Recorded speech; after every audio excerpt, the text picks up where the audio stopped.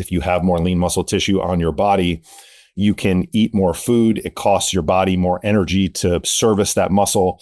That is why I am such, a drug dealer when it comes to getting into the gym and building muscle, because it obviously makes you look better, guys, but also it's going to make your life, from a longevity standpoint, it's super, super important. But just as it pertains to this particular topic and fat loss, it makes your job a lot easier.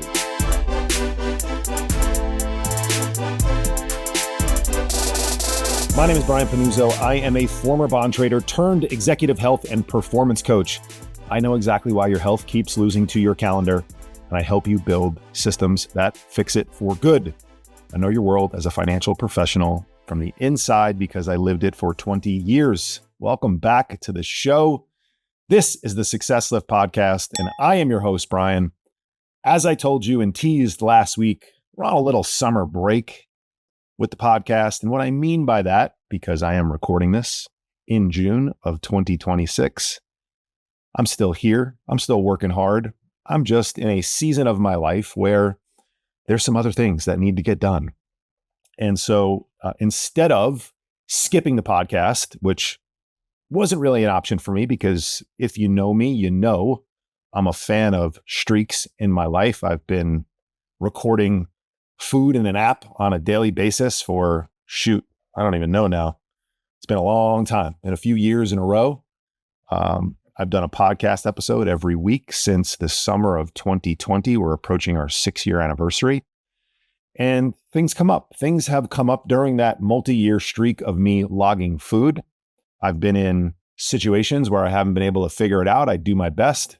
I've had times where I've had to record a podcast quickly. We've had some technical issues. I've been traveling. I've had vacations. I've had busy seasons of work and life and stress and all the things that you also experience on a daily, weekly, monthly basis. And so rather than quit or take a pause, we're going to change the format a little bit. For my OGs of the podcast, you know that I used to do a lot of interviews. I used to have guests come on. And a few years ago, I decided that, you know what, we're not going to be done with guests, but the guests are going to have to be really special, really important. And more importantly for me, they're going to have to be part of my ecosystem. I'm the expert here. You're tuning in because you value what I have to say, or at least you're wondering if there's value in what I have to say. If you're new here, welcome. I hope you do find that value. If you don't, feel free, get out of here and go find value somewhere else. But I wanted to be your expert. And so I decided to begin doing predominantly, almost exclusively, as you know, for my podcast OGs, solo episodes. And so while I've had a client on here and there, I've had a friend on here and there, for the most part over the last couple of years, it's been solo episodes. Now, I have help inside of my program. I'm not a one-man show. And I have an assistant coach. I have a coach who began working with me recently, who we've been producing podcast episodes, not for you, for our clients inside of my program. Every week, we record an episode of what we call Coach's Corner. Coach's Corner is a way for clients to get great, detailed information about nuanced topics where we can't just give yes or no answers, good or bad answers. And so we talk in a relatively conversational format, as you'll find out if you keep listening, about all sorts of health, wellness, mental performance, relational performance, all sorts of different topics. All right. And so I'm going to give you over the next several weeks a peek inside of the program. And we're going to play some of our most popular Coach's Corner episodes between myself and Coach Hal. Hal is a Wall Street professional, just like I was. Hal is at the tail end of his Wall Street career. He's been working with individuals just like people inside of my program, just like people like you. He's got a ton of knowledge. He's had his own personal transformation as well, from going to, similar to my story, broken down, a bit beat up, a lot overweight, not looking his best. And now he's jacked and lean. And he's also still operating inside of the world of Wall Street in corporate America. So for those of you who think that we're just a couple of guys who decided to leave a career and then just go focus on our fitness and our health, I've told you before, I fixed my life in the same seat that I blamed for destroying it. And so did Hal. And so we're both experts in your life, in the daily struggles that you have. And this week, we're going to talk about fat loss phases. We did a 2-part episode. Now, you stick around and come back next week, we will do part 2 of fat loss phases. But in this topic, in this episode, I figured what do people care about? People care about losing weight. People care about looking better, feeling better. And for most people, in order to do that, you're going to need to enter what we call a fat loss phase. And so we talk to our clients about how they execute them without sacrificing muscle, because we don't just want the scale to go down. We want our body compositions to change. And so how do we preserve muscle? How do we keep our performance up? Because when you go into a fat loss phase, you must reduce calories. Calories are energy. Yes, calories cause us to potentially gain weight, and they are the devil to a lot of people, but it's energy and it's performance. And if you cut them back too much, which is what a lot of people do, you suffer performance issues. And when you do that, then you struggle at work. You get more tired. You might not be, sleeping as well. You're irritable, hangry. Have we ever heard the term hangry? Yes, we have. Our performance in our workouts go down. And then people go, you know what? Screw this. This isn't worth it. We talk about ways to not sacrifice your performance. And most importantly, your sanity. Talk about how to aggressively diet, how to adjust nutrition, intelligently, how to exit your fat loss phase without spiking the scale back up, which is what most people do. You know how to lose 15 pounds. I don't need to tell you that. Do you know how to keep 15 pounds? The data says you don't, because most people gain the weight back. And so this discussion is around sustainability. We talk about a concept called food volume, which is huge. For my finance pros, you'll start to really understand some of the statistical, concepts that we use. We give real world applications inside of a busy professional's life. This isn't just bring your Tupperware of chicken and broccoli to work. And we teach you, and hopefully you'll learn how to diet effectively while preserving strength, energy, and keep this off for the long term. And so this is going to be the format for the next few weeks. The intro won't be as long. We're going to get to a conversation with me and Hal. If you enjoy this format, let me know. I'll bring Hal back on more often. I'll look for more guests to have more great conversations. But until then, enjoy this episode of Fat Loss Phases in our summer break series of the Success Lift podcast. And I'll see you back here soon. We're talking about fat loss phases in this episode. I originally was going to combine this with muscle building just to talk about periodization. So the intro to the muscle building phase was the muscle building episode was a bit more in totality. But as Hal and I were talking, as always, neither of us can shorten things up because it's important to provide context. So in our attempt to keep these episodes efficient for you in terms of time, we decided to do a separate fat loss phase. So we're talking fat loss phases in this episode, and as I mentioned in the intro to the muscle building one, fat loss is typically where most people start. Some of you listening to this right now didn't start with a fat loss phase. You started right into muscle building because you were pretty lean. The time of year dictates oftentimes what we're doing as well, which is not something we talked a whole lot about in the muscle building phase. We're looking at the calendar. Where do you live? Is it the middle of February right now? Where you live? Does it make sense to be in a fat loss phase? Look, if you need to lose 50 pounds, yes, the answer is yes. You should be in a fat loss phase in July, but if you don't, and you're close and you got that last 5 pounds or so, maybe we've shifted you into muscle building. So, but in general, let's talk about, fat loss phases, keys to preserving muscle in a fat loss phase, I think is important. Most guys worry about, they're going to lose muscle. How do we wrap one up, exit it? Do we go into muscle building right away? So just in general, I think let's just talk overall principles in fat loss phase. What for you is most important when you're putting somebody into a fat loss phase? How? I mean, first thing is sustainability, right? Like, so thinking about, how aggressive, of course, calorie deficit, right? So you're targeting 1 to 2 pounds per week, right? That is, of course, the healthy rate. You don't want to go any faster than that. Where you fall within that, I think that's somewhat up to the person, right? If you have, I've been thinking through that too myself. If you have a really clear, month or two, not much travel, maybe you be a little more aggressive. Maybe you can do that, targeting 2 pounds per week, which puts you more like 1,000 calorie deficit. If schedule isn't realistic, then you probably go the other end of that range and target more 500. Doesn't matter, right? You realize as you go, the timeline. I mean, you may have, if you have a trip or something, okay, let's also plan around that. But like, if all things are equal, whether you hit the goal in 3 months, 5 months, who cares, right? It's just about what's going to get you there. So I think that is, that's the first thing.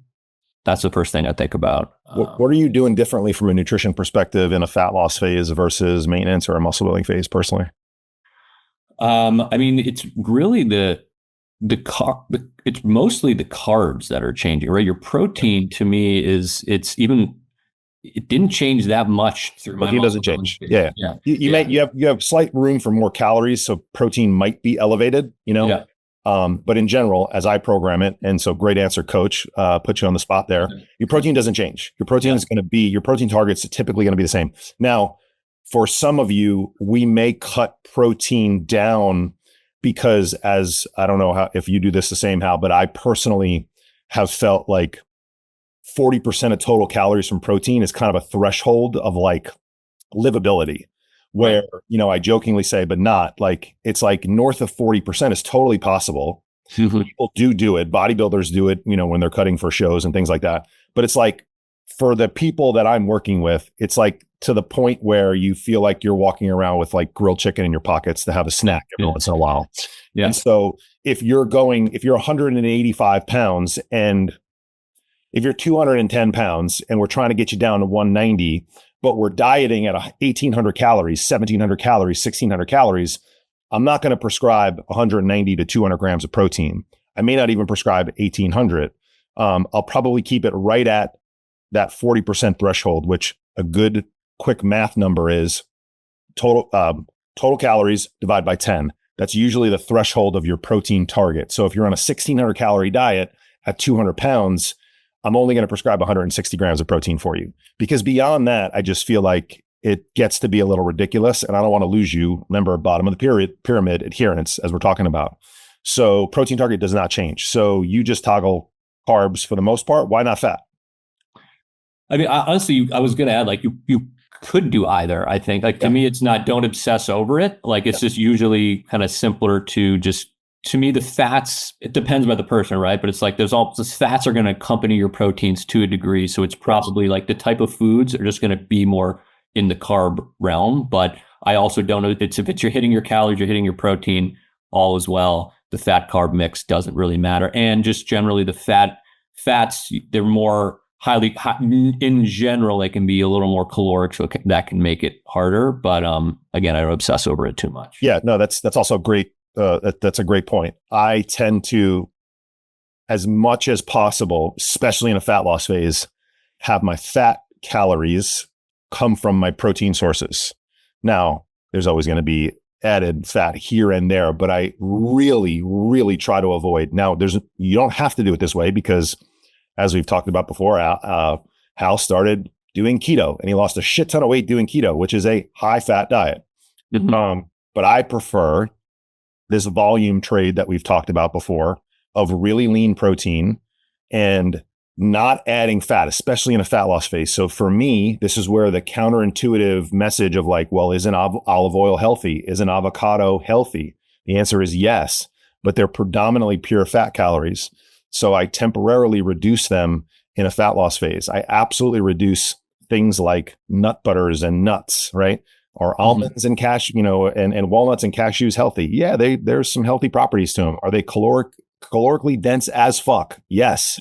Mm-hmm. And so I sadly have a conversation with the peanut butter jar and I break up with it during periods of time because it's just tough to, have that added. So I like to keep my proteins really lean, have my fat come from those proteins. And if there is extra, yeah, I will grab a little bit of peanut butter or something like that. Mm-hmm. So toggling your fat and carb calories are the biggest lever typically.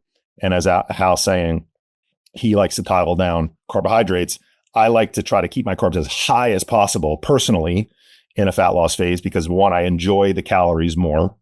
And two, for performance and energy, because we want to keep that up in the gym, It's really important for me personally, but it is a individual choice for you.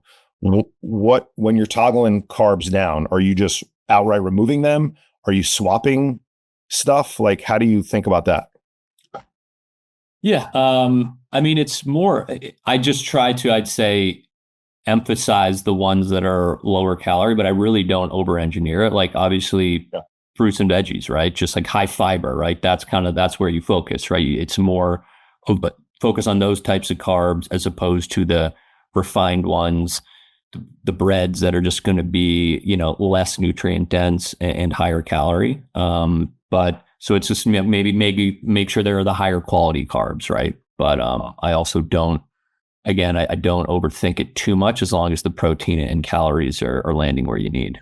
Do you shift away from any particular foods that are convenient, or like I'm thinking like protein bars, shakes, liquid calories, like the convenience that we have during parts of our daily lives, which are still need to be managed? Do you make any sacrifice there? Like, I tend to drink less liquid calories in a fat loss phase, meaning protein shakes. I don't drink a ton of alcohol. But I reduce that, of course, because they're empty. But like on the margin, liquid calories are going to keep you feeling fuller for a less long, shorter period of time versus food volume in the stomach. Is there anything that you like, not as a hard rule, but like in general, be like I divorce peanut butter? Do you divorce anything for a period of time? Yeah, I mean, I would say I limit definitely, you kind of nailed it, the bars and the shakes. Not that there's nothing wrong with them, but they are, like you said, they are just less filling. And it's really about maximizing the volume of the food, right? When you are in fat loss, because that's what keeps you fuller. And, one of those elite core power shakes, they're great in a pinch, but you can take that down, doesn't fill you up at all. You get 40 grams of protein, but it's 230 calories. When you think about, like, if you had 230 calories of blueberries, you probably couldn't even finish that in one sitting, right? That's how full you're going to get. And you can figure out, you can get the protein from other whole food sources. So I definitely same with the Quest bars. It's just not as efficient. You can take down a Quest bar in 2 bites and you're not full, right? It's like, so it's like, it's not the smartest choice. It can work. I don't think I've ever told you this. I've definitely told, hopefully, some of you listening. When I was in a fat loss phase a year and a half or so ago, I was like nerding out on this at levels that no one should, in terms of like this volume and weight of food trade. And so this is why you're in a program like this. So nerds like me or Hal can do this for you. But I was eating a lot of, I can't not call them barbell, but I believe they're bear bell bars, right? They're very popular, bar, very, very similar to Quest. Great protein to calorie profile, 20 grams of protein for 200 calories. So it passes our protein times 10 trick, right? And so for me, there's a lot of great flavors, but there's a chocolate dough, I think it is. It's like the blue and the black wrapper. Mm-hmm. It tastes like 100-gram candy bar. It's chocolate caramel with Rice Krispies in it. Mm-hmm. And they're so good. I'm hoovering these things because 200 calories, 20 grams of protein, love the taste. And I had this moment of like, I looked at the wrapper and I looked at the weight, and it was a 56 grams of food, 56 gram bar. And so I was like, let me see what I can put together for 200 calories, not necessarily worry as much about the protein, because I was hitting my protein target. I didn't need it for protein. I was just eating it because of the convenience and the taste. And so I grabbed like a cutting board of strawberries, baby carrots. I cut up some bell peppers, maybe blueberries. So a little bit of fruit, a little bit of veggies. And then I even added a couple of deli slices of turkey, because I was like, well, this isn't super comparable. It's not a great comp because it's like almost zero protein, right? So I added like 10 grams of deli turkey protein. And I weighed it out, and it was 450 grams of food for 200 calories. So I 8x'd or so the weight, the volume of food, kept calories unched. I did give like 8 grams or so of protein, but I also picked up like 8 or 9 grams of fiber from all the veggies and the fruit, right? But here's the most important part. The most important part is it took me 12. I like fucking nerd shit. I put a timer on, and I didn't I was honest with like the pace. Yeah. 12 minutes. Took me 12 minutes to eat. The Yeah. Barbell bar took me 14 seconds sometimes. Now I eat like a human being. It takes me a minute and a half, but that thing ain't lasting longer than a minute and a half. So to Hal's point, think about some of the things that you might be consuming that's just fast, and maybe the answer is slow it down. So maybe you're on the desk, which I don't need to tell, many of you that you are, and you're like, yeah, Brian, cool story. I ain't cutting up bell peppers on the fucking desk. I get that. Yeah. So you might just have to slow down the consumption of what you're eating. But in general, if we can have some of these things that play that volume game, it's really, really important. But I actually did that, dude. It's funny. I almost did that this morning. So similar to what you're saying, because I am going tonight. My whole family, we're going to like a New York City steakhouse. It's going to be amazing. It's going to be probably a 2,000 calorie meal. And I want to just fucking partake in it. And so I'm going I did a really low cal, high protein breakfast. And this is egg whites is another one. And to your point, whole eggs, super healthy. I'm not saying yolks are bad. They're great for you. But if you want crazy efficiency with protein to calorie ratio with a whole food that's filling, egg whites are nearly impossible to beat. One of the kings. Yeah, for sure. So it was basically like an egg scramble, whatever, with egg whites, turkey, some low fat feta cheese, and some chopped up spinach. And when it all came together, it was it was a lot of food, right? But it was 300 calories, if that, for 50 grams of protein. And I had the same thing in my head. It was I want to weigh what this is, just total. And then get like a brownie or something, a tiny brownie that's double the calorie, it's the volume makes such a huge difference. And I was, as someone who was a couple months ago eating 4,000 calories per day, but this was a 300 calorie scramble, really efficient. And I was nice and satiated afterwards. And that's how you just do it to approach a fat loss phase while being able to then have that big meal later today that I'm going to do. Yeah. What are some other things that you're now going to be focused on in your fat loss phase from a lifestyle perspective? How are you making adjustments to keep life, feeling as normal as possible? Are you hungry throughout the day? What are some things you're going through? I can share the same thing because I'm at the current moment in a little mini fat loss phase myself. Yeah. So far, only a couple weeks in, but when I was at 205 into muscle building, I was 3,500 calories is my maintenance. So I'm around 3,000. So again, I'm going slow, 1 pound per week. So far, so good. There's been one or two, the cravings here and there, but nothing so bad. The largest craving I had actually came after a really bad night of sleep where I probably drank a little too much also. So I think thinking about the alcohol here is a factor as well. But in terms of, that's part of the reason I'm going to go slow. Let's make it sustainable. I think my calories probably won't get lower than 2,500, even to get all the way down to 188, which is I'm going for sub 10% body fat. What's that on a percentage basis of maintenance though? It's because some people hear 2,500 and be like, fuck you, Hal. What are you, what percentage deficit do you feel like that generically is?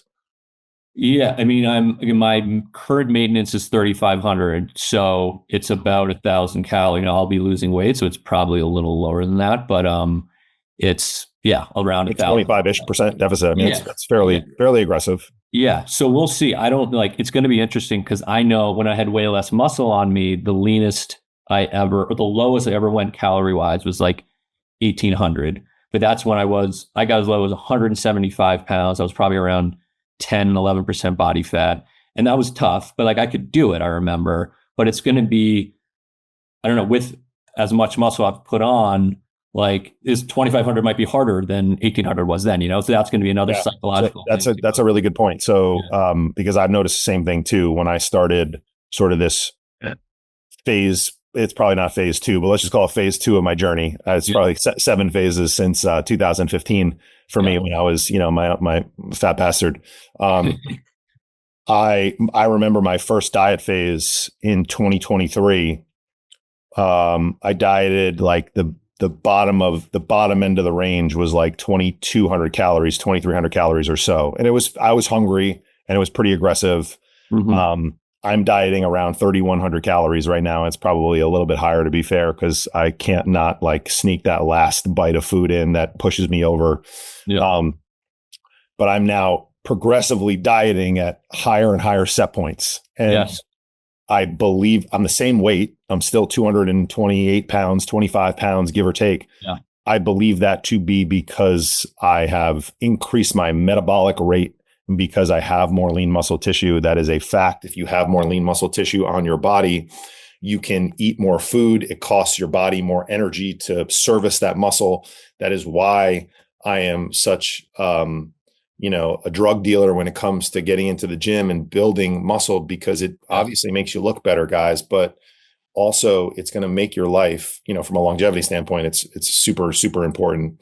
But just as it pertains to this particular topic and fat loss, it makes your job a lot easier. You can eat more food and diet at the same time. So that's why we push this. So have you noticed the same thing in terms of set points for yourself? Yeah, no, it's such an important point. I tell my clients it too all the time. Because everyone listening is probably getting pissed off at these high calorie totals we're saying while in a deficit, but it's the benefit. This is the benefit you get. It's why it's so worthwhile building the muscle. You will get to eat, you will have to eat more food for the rest of your life to maintain your new physique. Is so worth the work. Like the example I just said, I was at, to get to 10, 11% body fat, I need to get down to 1,800 calories. I'm probably, when I'm done with this, we'll see where the numbers fall, but I'm going to be sub 10%. That's my goal. And I bet my maintenance is around 3,000. Now, my maintenance was probably like 2,300 because 1,800 when I was in a deficit, but it's like by doing this, I'm adding at least 500 calories, if not more, that I get to eat every day for the rest of my life to maintain this awesome physique that I've built. So it's so worth the effort. And it's just a great example of that. Yeah, I think you're describing, I mean, for me, I feel like it was like 2 years of like really hard work and consistency to allow me to do a lot of things that I enjoy doing, looking great, having flexibility, being able to sort of pull a lever quickly in either direction. And the maintenance part of it is I get to eat more, for a really long time. Now, you have to keep up with all the things that you're doing, your steps and consistency around nutrition and hitting, your targets and getting in the gym. But the work that it takes to maintain it is like multiples lower than it is to build it. And so for me, it was 2 years of 6-month fat loss phase. I didn't go, it was 8-ish months of muscle building. I probably should have been longer. And then another fat loss phase to be like, wow, you look really great. So it's like it's 2 years of work. So whether you're you're in a program like this for 2 years, or you just do it on your own, you need about depending on where you're starting from, you need about 2 years. Yeah. And it's like, is that really that long a time? Like everyone plans to be here much longer than 2 years. So it's like, just commit to that and you can change your entire physique, your entire appearance. Like there's not like, you can completely transform with 2 years of dedication. Like you said. Let's speak to the phase that some people are actually in, right now, not a ton just based on the calendar, but like the exiting of a fat loss phase. What are we doing? What are you doing when you come to an end of a phase? Are you slowly building calories back up? Do you reverse quickly? Do you stay there for a while? What are your goals and what have you done in the past? Yeah, absolutely. So, I mean, maybe going back to when I ended the muscle building phase, I wanted to maintain, I did not want to go, I think going straight into fat loss, bad idea. I think it's at least a month or two. I'm interested in your thoughts though, but that was what that's about what I did. I did maybe 6-ish weeks at 205 before I started a true fat loss. And in terms of when I get to the end of this fat loss phase, I've never done it myself, but I plan to do a reverse diet. I know that can be very effective. And I think it's the truest way to let's establish what your maintenance really is. But I'm interested in your thoughts because I've thought about it too. Reverse diet where you slowly increase the calories or just go straight back to maintenance. Interested in your thoughts in terms of risks or pros and cons there. Yeah. So for everyone listening, reverse dieting is simply just reversing the calories slowly over time. So in some respects, you probably have, you just may not been doing it strategically, Yeah. a lot of times I don't even bring it up to people that we're reverse dieting now. We're Right. just slowly adding back calories. To your point though, I think of it as more the Titanic than a speedboat in slowly, making changes and adjusting, because for people, especially ending a fat loss phase, I don't ever want the scale to spike on guys because that's the fastest way to lose people. And so Yep. many of you, I've told you before, we go slow. Uh, Typically for me, and this is where pictures are really, really important. Um, the first 5 pounds or so, depending on what weight we're starting at, you're not going to see me care like at all. The goal for me is within a few pounds of your sort of, kind of trough low, can we add as much food as possible? And so the Mhm. goal for me over the period of time is how much food can I get you to eat without seeing the scale move more than 3 to 5 pounds? Because when we show you pictures, you get down to 167 and all of a sudden you're freaking out because you're 173. But I show you 173 versus 167, you actually look better at 173. Better. Yep. And Mhm. many of you have seen pictures of yourselves up 10 to 15 pounds that I've shown you where you look better. And it's only when you start to see the pictures that are a slightly higher weight where you're like, oh Christ, I look fucking sick down there. Yeah. Like, oh, that's why Yeah. everybody was asking me if I had AIDS, and asked me if I was okay. So it's okay. It's just part of the process. But to answer your question, slower is usually better unless you have somebody that is very versed in the process, has gone through multiple stages and has experience.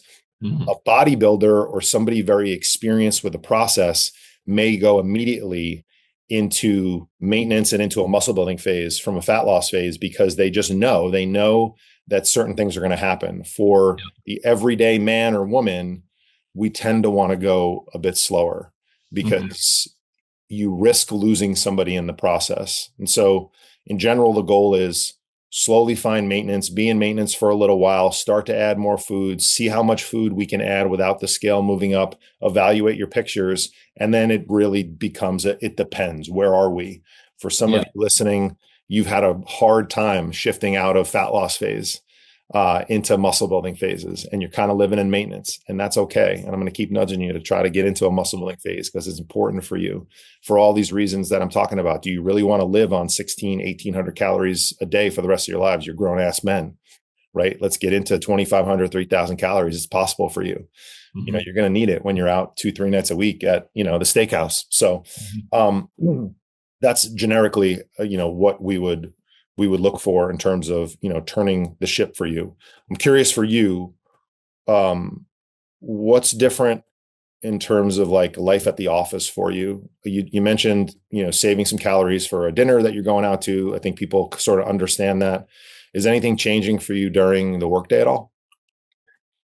Um, I would say, for me, my go-tos at the office, it's Dig In or Chipotle. Like those have been, and I just kind of tweak the order based on where my calories are, right? So like when I was in muscle building, I had the Pharaoh in the Dig In bowl. Now this week I got a little less to work with. I'm doing the mixed greens, but like it's kind of the same otherwise, right? It's just a couple small tweaks.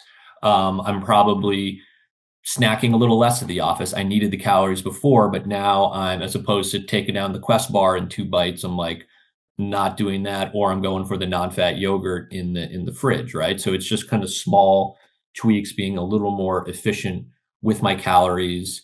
Um, and then it's a little alcohol. I'm focusing there, like, and I'm trying to do kind of like a 5 drinks per week max, unless I have a real special occasion like a wedding, a bachelor party, whatever. But it's also the other week I did 7, whatever, right? It's not like hard and Where is fast. that comparable to like your normal consumption? I mean, we should have a whole nother We will. We'll do section we'll on do an alcohol. alcohol. Yeah, We'll do an yeah, alcohol episode for sure. yeah, But like for yeah. you, where does that compare? I would say like last year, I'd say last year, the year before, I've cut back a lot over the years. I'm probably 10 to 15 drinks per week. That's Okay. about what I have been. And I'm just more, this is actually more just to challenge myself. I'm on 3,000 calories right now. I could still have 10 to 15 drinks per week, Yeah. easy. It's just more like a personal challenge. Let's try to take that down. Let's be consistently around 5 or in that 5 to 10 range this year for 2026. Cool. Yeah. Awesome. Anything else you want to add? I don't think so. I think we covered a lot of good ground there. All right, cool. Fat loss phase episode done. See you guys on the next one. Later. Thanks, guys.